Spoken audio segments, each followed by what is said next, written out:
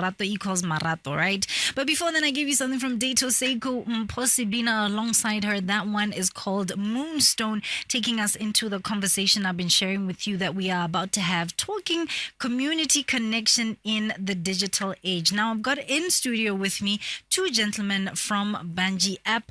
I've got Goitseone Malatsi, who is digital marketing specialist, and I also have Gabz-FM, who is business development manager. Gentlemen, it's still morning, a very good morning to the both of you. Welcome to Gabz-FM. Hi, Kathy. Thank you so much for having us. Thank you, Kathy. Thanks for having us. Glad to have you, and I am so interested and excited for you to be having this conversation with me because it's one that my very paranoid information systems analyst self has all the time, because I'll never forget one of my lecturers 100 years ago talking about the book 1984 and how we were turning into a state that was Big Brother. And anytime and every time we talk technology, these are some of the things that are in the back of my mind. And definitely connection, and especially within a community setting, is one of the things that we need to be having at the back of our minds when we think and talk technology. It is certainly one of the things that has been affected when we talk technology. So I'm going to get you gentlemen to speak to me on the digital age. Let's talk about that. I'd like to say, we cannot not talk about the fourth industrial revolution because it's here, right? Digitization and digitalization is actually currently happening. And if as a nation we don't raise our heads up and pick up what's going on in the rest of the world, we're going to get left behind. So there are certain areas where we look at it and we say, this is important, it's necessary, we need to do this. But then, pros and cons with everything. So let's start there. What are we talking about when we talk the digital age? What are we talking about when we talk the digital age and connectivity, bringing it home to Botswana? Thanks, Kathy. I'll start off by saying, like you shared, we are in the fourth industrial revolution and the world is changing. Everyone is getting connected from the first world, from Europe to Asia to Africa. Everybody's moving forward. They're getting connected from the tools from WhatsApp and everything that is available right now. People are just getting social and they're connecting, they're getting to know each other. But then we notice that we need to talk about how do we actually get people to work together and do something together on these socials. And for Botswana's context, we are digital to a certain extent, but we're digital when it comes to the socials and talking on Facebook and WhatsApp. Sometimes, even I regret, I'm a victim of this. I can get on WhatsApp and say I communicate with someone by just watching their status. That's very bad because I need to talk to you and get to know you, right? And a status is not enough. And so for the context of Botswana, we wanted to bring something that can just go beyond just watching your status or just, talking for a day or just being connected on the socials. We wanted to come together to an essence of saying, you know what, you're more than my neighbor. You're more than my friend. You're part of my community. So let's start doing things together and building a better future together for Botswana in Botswana. So in that essence, I'd say the digital age is growing in the world, but we want to bring it back home here. So we grow ourselves as Botswana. Okay, so with what you've said as a foundation, let's still keeping it home and bringing it home, look to the connection part of it. I like to think about the time some of us growing up, the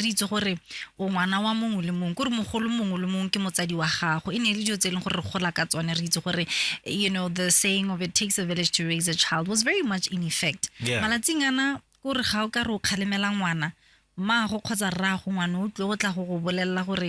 you had for supper last night. So is that something that we still have? Part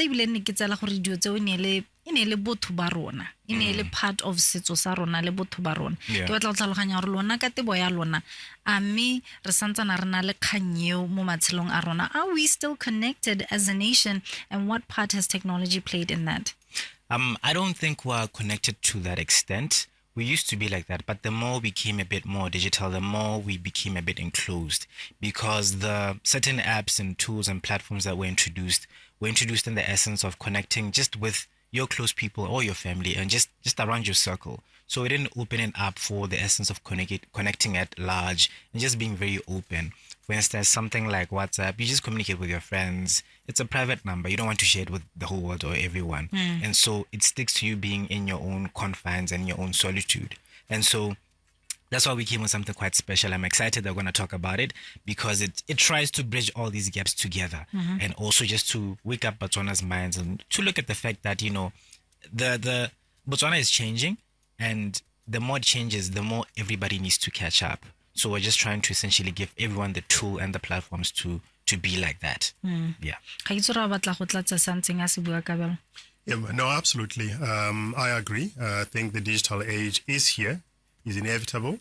We just have to be on the bandwagon. If we don't, we'll be left behind and we'll never be able to catch up as a community, as a country.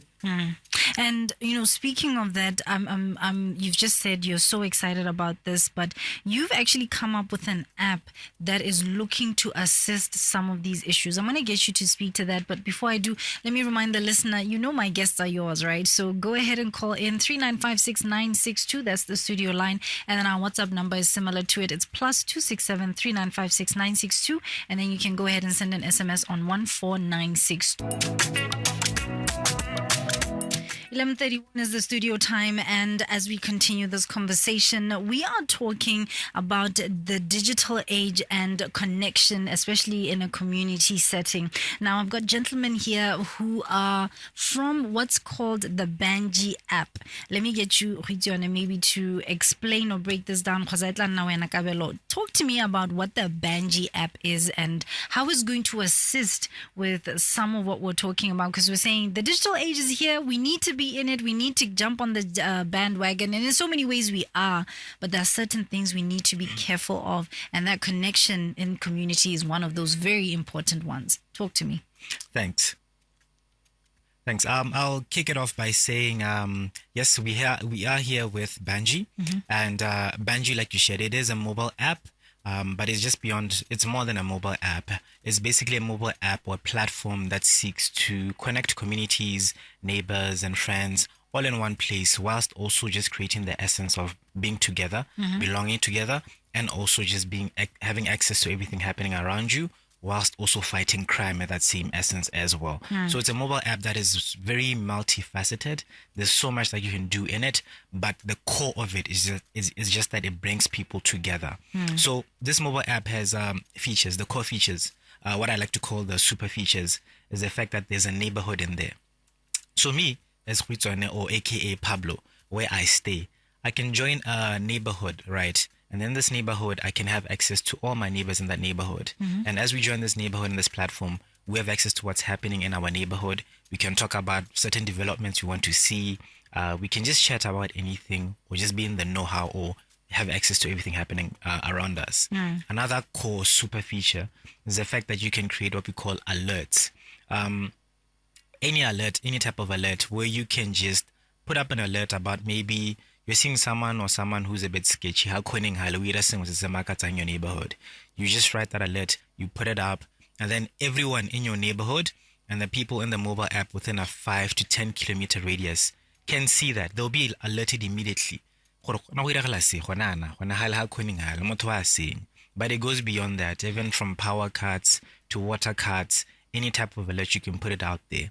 Now, another super part of it. Pause. Let me play devil's advocate there. Okay. So how easy, this is my paranoid self, putting myself in those shoes. So that day when I wake up and I'm looking scruffy as anything, look at that sketchy character there. Like, what are you envisioning to prevent now, if I can call it invasion of privacy or, incorrect labeling? What do you have in mind to work with that? Because that aspect of, there are just those people that look sketchy sometimes, and it's in fact, most of the time sketchy people are sketchy. But sometimes, in a certain way. And how are you dealing with that one? Yeah, that's true. And that's actually very natural. There's misconceptions can happen naturally. But a nice part about creating these alerts as well is the fact that other people also have to confirm that it's something that they're seeing and validate that. So it's not just about you just creating an alert or or something is happening. Other people in the neighborhood or in the vicinity have to confirm that, no, this is true. We're seeing the same thing as well. And it gives it more justification and helps with the, avoiding misconceptions, and it just makes sure that the alert has weight and it is actually quite true. So we have that in place as well. Okay, so you were still in the middle of saying what else the... Oh yes, I was going to share that the other super part of it as well is the panic button, right? Most of the times you can fall under attack or you need quick emergency. We have what we call as a panic button that you can just tap, and then within 3 seconds, it alerts your emergency contacts and people within a certain radius of kilometers about what's happening with you, if you're being attacked or you need an emergency quite quickly, or if you need people to come assist you. Oh, I think that's a very important one. Eh? Yes, it's quite important. I think KB has something to add as well.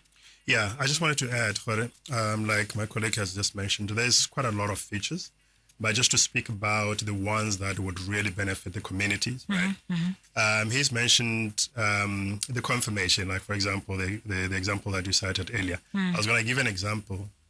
For example, if you live in Gaborone North, right? You are here, you are at work, you've got your neighbors on the app. All of a sudden, there's a funny vehicle that keeps driving up and down the street. And one of your neighbors can actually post on the group. And you know that you are here, you're expecting someone to come and paint your house or whatever the case may be, right? You are able to, when you're sitting here, to comment to that alert, to say, no. Apologies, I forgot to alert you, my neighbors, that there are some people that are coming to paint my house. So it's not a threat as well. So those are some of the elements of confirmation, just to make sure that people don't get judged unduly. The other thing that I wanted to mention is that my colleague mentioned the panic button alert. We also have partners that we would like to work with and some we have started working with. For example, let's say at home you are using the services of a security company, right?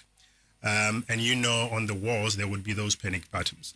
But you know intruders know this. So when they attack you, the first thing that they do before they wake you up, they look around to see if there's any form of alerting system.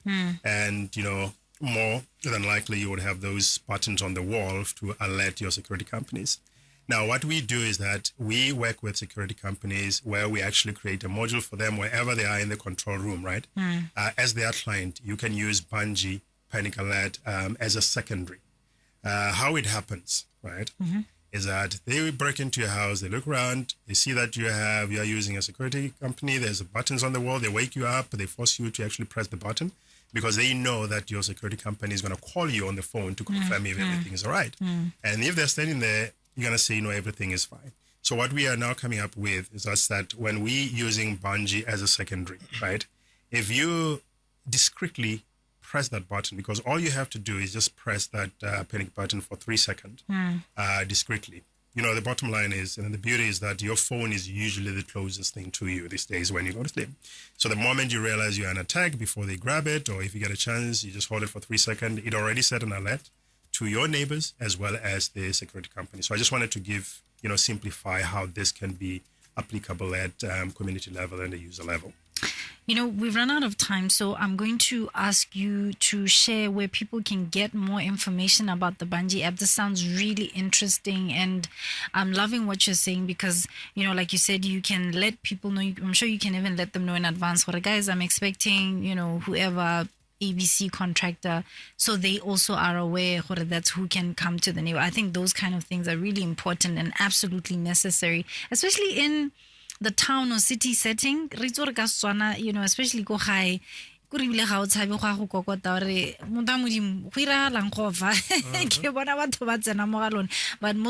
not something we do so commonly. So where do people get more information? Where can they find out more about the Banjee app? This sounds like something really interesting. Right. So with the Banjee app, if you just want to actually gain access to the app, for, you know, iOS users, you can get it in the Apple Store. For, you know, Android users, you can get it in the Google Play Store. But to reach out to us and just get the full support, to get, you know, full understanding, you can just call us on our toll number, which is 16100, and then you can just contact our team. They will support you. You know, anything that you need to know, if you want to use the app in a certain way and you want to understand a few things, they can assist you. On the social platforms, we're there as well, just to get an appreciation of the Banjee app, what we're doing out there. You can just reach out there as well. Where are you on the social apps? We are on Facebook and TikTok. As Banjee. How do you spell Banjee? Banjee. Okay. So just if I just type Banjee, you will rock up? Yes, you can type Banjee. All right, gentlemen, thank you so much for your time today.